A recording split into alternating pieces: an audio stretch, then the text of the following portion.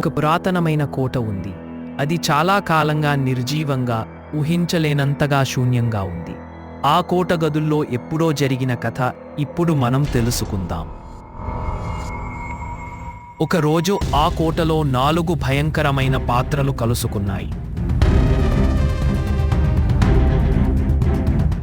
వారిలో కలల ప్రపంచంలో భయపెట్టే ఫ్రెడీ క్రూగర్, శబ్దం లేనివాడు కాని భీకరమైన జేసన్, శాంతంగా ఉండే కాని చూపుతోనే భయపెట్టే మైకేల్, ఇంకా ఎప్పుడూ చిరునవ్వుతో భయంకరంగా మాట్లాడే పెన్నీవైజ్ అనే జోకర్. వాళ్ళు ఎప్పుడూ ఒక్కొక్కడిగాలో ఉండేవారు.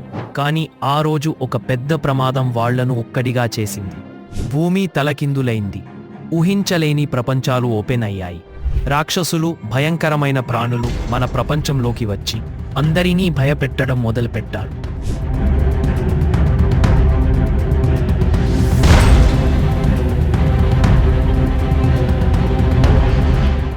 ఈ కొత్త భయానికి ఎదురు నిలబడటానికి మన పాత హారర్ పాత్రలు సరిపోవడం లేదు.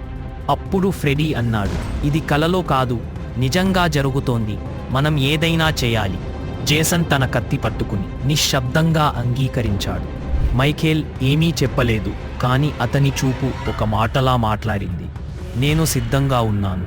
పెన్నీవైజ్ మాత్రం నవ్వుతో అన్నాడు, ఓ, కొత్త భయం ఉందా?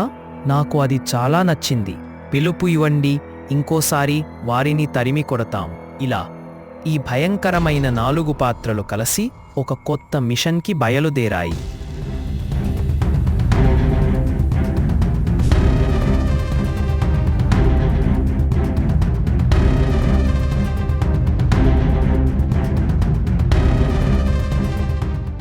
మన ప్రపంచాన్ని రక్షించడానికి కాదు, కానీ భయం అనే పదానికి అర్థం చెప్పడానికి.